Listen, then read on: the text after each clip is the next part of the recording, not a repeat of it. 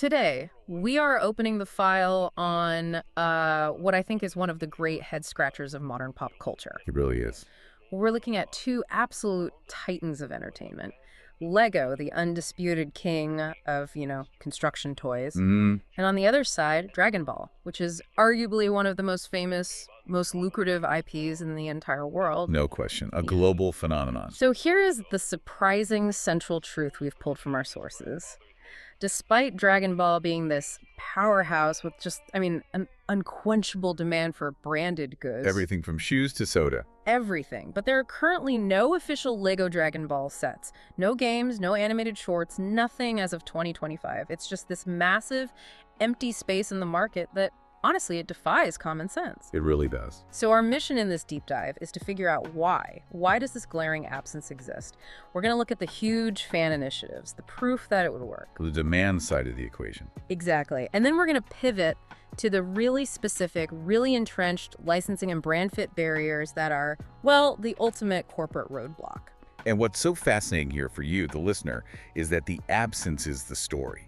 This isn't a case of Lego just not seeing the market. Not at all. It's a classic high-stakes corporate situation where licensing rights are they're everything. The sources all point to the roadblock being almost entirely contractual. It's paperwork, not a lack of creativity, that's holding this all back. Okay, so let's start with that sheer force of fan will. Since the official doors are completely locked, the community of adult fans of Lego, the AFOL community, they've stepped in to fill the gap. Completely. And they are demonstrating this overwhelming demand in some really ingenious ways. And you see this most clearly on the Lego Ideas platform. Oh, absolutely. For those who don't know, that's where fans submit designs, and if they get 10,000 votes, the concept gets an official review by Lego. Yeah. And Dragon Ball concepts are they're a relentless presence there. The classic one, the one that keeps coming back, is the Kame House project. The pink house on the island. Iconic. It's Master Roshi's home. And it's not just the outside. The best designs really focus on the interior details, capturing that nostalgia. They even have detailed minifigs of Goku, Krillin, Bulma. And Master Roshi, of course. Right, and that project is actively gaining support. It cruised past 1,000 supporters in 2025. And what's really critical to understand is why these specific ideas resonate. The Kame House works because it's a foundational location. It gives Lego that playset structure they so often prefer. Which you can contrast with something like the Dragon Ball Icons submission. By the designer Claudio, yeah. Yeah. That one is aimed squarely at the adult collector. Yeah. It's focused entirely on life-sized, one-to-one scale display props made of bricks. Oh, that's the one that lets you build and hold a brick-built 4-star Dragon Ball and Bulma's Dragon Radar, right? Exactly. Which just shows the fan base is split. Some want to play and some want these premium collectible display pieces. And then you have the straight-up action submissions. Like the Goku versus Vegeta diorama. That's a perfect example. It's just that famous scene from the Saiyan saga. That idea got over 2,300 votes within weeks of launching in late 2025. Wow. Yeah, so the fans are literally showing Lego every possible commercial angle they could take with this. But the creativity goes so far beyond just the official proposals. If you look at my own creations or MOCs and these custom figures, the ingenuity is just astounding. It is. And it directly tackles that argument you sometimes hear that, Dragon Ball characters just can't be rendered in brick form. Right, that their designs are too complex. Yeah. But the fan community proves that wrong. That's where the technical design skill really, really shines. It's like that builder, Chakemak. A perfect example. They made these large brick-built figures of Broly and Gogeta, and they used sloped bricks, curved pieces to capture that impossible muscular look and the wild spiky Saiyan hair. And they're posable, right? Totally. They integrated ball joint pieces so you get these incredibly dynamic poses. It ends up looking like a high-end action figure, but it's 100% Lego bricks. That detail is so important. It proves the engineering is possible. It really does. Yeah. And then you have another builder, Moko, who tackled the giant monster designs. He made a phenomenal model of Vegeta's great ape form. Oh, I've seen that one. What's amazing is the problem solving. Moko used dinosaur tail elements and even car tires to create the texture and the huge tail. And these unofficial builds, they aren't just pictures online. Instructions for these MOCs get passed around, which shows there's already a viable existing market for custom kits. And this isn't just hobby talk. The community action is organized. When LEGO Ideas ran its 90s Cartoons Challenge, the sources we saw noted this incredible mobilization for Dragon Ball. In just 1 week, 5 of the first 23 submissions were Dragon Ball based. That outpaced pretty much every other IP. Fans aren't just voting, they're actively pushing data to prove the market exists for sets like Capsule Core or Kami's Lookout or, the Dream Build, a giant Shenron. The appetite is just massive. Yeah, so the community has essentially reverse engineered the entire product line for LEGO. And that level of dedication isn't just about display pieces, it's about imagining a whole interactive world. Which brings us to video games. Exactly, the highest profile collaboration you could imagine. And this is where the fan vision gets really, really specific. The speculation is all centered on TT Games. The studio behind LEGO Star Wars, LEGO Marvel, they perfected that formula. And enthusiasts, they immediately see that the Dragon Ball Saga structure, the Frieza arc, the Cell arc, the Buu arc, it's just ideal for TT's level-based, funny, hub world storytelling. It's very similar to the scope of the Skywalker saga. It maps perfectly. You have this massive roster of hundreds of characters all ready to be unlocked. The whole combat system works because TT's main mechanic is destructibility. Oh, yeah. Just imagine a Final Flash or a Spirit Bomb hitting the terrain and the bad guys just bursting into that satisfying shower of LEGO bricks. And the ultimate collectible is right there in the title. Gathering the 7 Dragon Balls is a game-long goal. It just writes itself. It does. One analysis we looked at argued that Dragon Ball Z would be the, quote, ideal place to start if LEGO ever decided to dip its toes into anime games, just because the story arcs line up so well with level progression. And fans imagine the cutscenes, that signature LEGO humor. Like, picture Vegeta complaining about his power level while his scouter is this giant, oversized plastic brick on his face. Yes. But, okay, here's the reality check. We have to address it. TT Games has historically focused strictly on Western pop culture IPs. Right. DC, Marvel, Star Wars, Indiana Jones. They have not developed a single anime-based title. Not one. So that suggests a kind of corporate conservatism about where the IP comes from, which is a key piece of this puzzle we're going to get to. But the fan demand is still there. They imagine this brick-built Shenron at the end of the game granting some final, hilarious wish. And beyond the games, you have fan animation acting as this constant, viral proof of concept. Yeah, well, there are no official LEGO Dragon Ball shorts. Like, places like YouTube are just saturated with them. You have stop-motion brick films, 3D parodies, everything. And these animations are so important because they directly address that brand fit argument we hear about. The idea that it's too violent for LEGO? Exactly.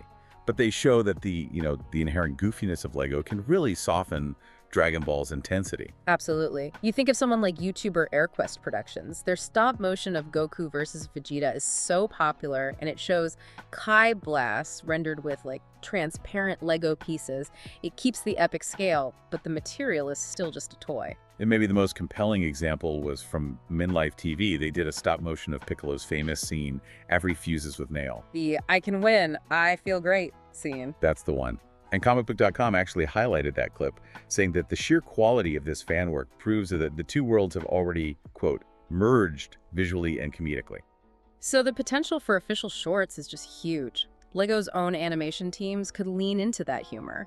Imagine a Super Saiyan transformation just being a character snapping on a giant spiky yellow hairpiece. Or a character gets hit with a huge blast and just crumbles into a pile of bricks and then has to reassemble themselves in a funny little recovery shot. It proves the core fighting can be adapted.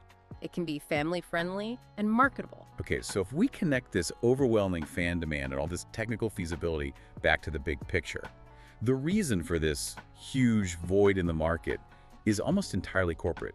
It's contractual. We've hinted at it, but let's just dive right into the single biggest blocker, the master toy license. Who holds the ultimate veto power here? That power belongs to Bandai, specifically Bandai Namco.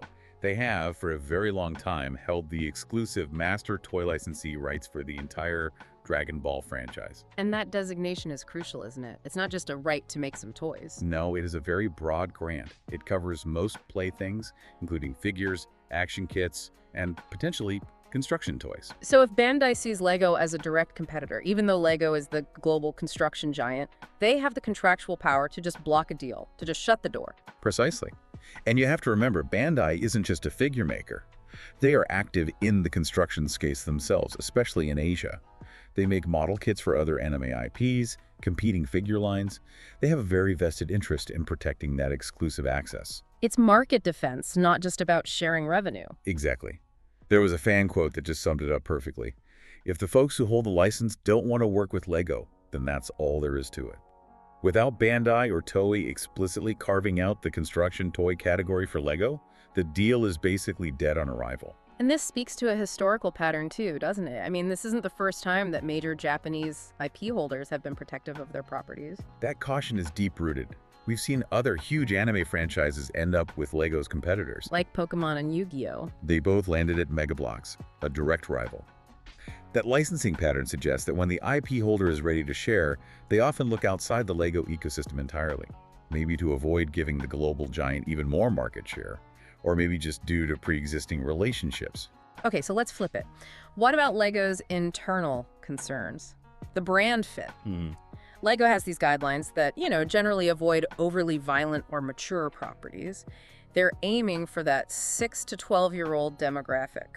And Dragon Ball's reliance on martial arts, on plant-destroying attacks, occasional themes of death, that does present a real challenge. It's a legitimate internal hurdle. It is. I mean, while LEGO successfully adapted PG-13 franchises like Star Wars and Marvel, those properties offer this rich array of vehicles and iconic buildings. Right. Spaceships, castles. Exactly. Dragon Ball is mostly just characters fighting, which is a totally different adaptation problem. A community member pointed out that, most of the show is people beating the crap out of one another and destroying the terrain, which just creates fewer obvious repeatable playsets. But wait, if the AFOL market, the adult fan market, is so strong, why couldn't LEGO just get around the violence issue by aiming the sets at adult collectors, bypass the 6 to 12 demographic entirely? They already do that with the big Star Wars helmets and the Architecture series, and that is the ultimate loophole. It proves that the content fit isn't the primary barrier, the contractual one is. If LEGO were to release, say, an $800 buildable Shenron figure aimed at ages 18 and up, the corporate guidelines about violence would suddenly relax. A lot. So the fact that they haven't done that just reinforces the idea that the master license held by Bandai is the final, unyielding wall. It has to be. The moment Bandai's veto is lifted, LEGO could immediately start catering to that adult collector market. So are there any glimmers of hope? Any signs this landscape is shifting at all? Yes, there is some movement. LEGO is clearly broadening its horizons. You see it with the hugely successful Nintendo partnership for Super Mario. And exploring things like Sonic the Hedgehog and Avatar. The Last Airbender. Right. And at the same time, the IP licensor, Toei Crunchyroll, is actively expanding the Dragon Ball brand. They secured something like 45 new or renewed deals in 2024. Apparel, collectibles, mobile games, they want to maximize the property's value. But the crucial detail there is what's still missing from that list. Construction toys. That specific category remains firmly within Bandai's control, reinforcing their total dominance over that physical toy market. Until that master license is expired or renegotiated or somehow segmented to let LEGO in, the dream just remains fan-made and unofficial. So what does this all mean for you, the listener? Well, the synthesis seems pretty clear. The community has provided an undeniable market roadmap. They've shown overwhelming demand. They've proven the technical feasibility through ideas, through MOCs, through viral animations. The product is basically ready to go. But the commercial logistics are just prohibitive. It's a classic business standoff between the dominant IP licensor, Bandai, holding the veto, and the building toy giant LEGO. The fans are organized, the builds are incredible, but the construction zone remains gated by that one exclusive contract. And we know this passion isn't quiet. Fans are constantly posting petitions, creating concept art, and just speculating like crazy whenever new LEGO themes get leaked, just hoping to see that Super Saiyan hairpiece finally become a real thing. Yeah, but let's leave you with a final, provocative thought to mull over. We mentioned that multiple anime franchises keep showing up on LEGO ideas, right? Including Naruto. The Ichiraku Ramen Shop proposal has hit that 10,000 vote mark multiple times. It's very popular. So given that the corporate gates are slowly opening for video game IP Mario, Sonic, if the licensors were to allow just one major anime collaboration to test the waters, Which property would LEGO see as the safest entry point? That's the big question. Would it be Dragon Ball Z, which is mostly about pure fighting, needs really complex character sculptures, and requires a lot of content sanitization, or would they go for a more playset-friendly, location-focused anime property like that Naruto ramen shop? Which raises this critical question about whether a battle-focused IP or an architecture-focused IP will be the first to finally break that barrier and prove the huge anime market to LEGO. A very interesting question to think about. Something to consider until we dive deep again.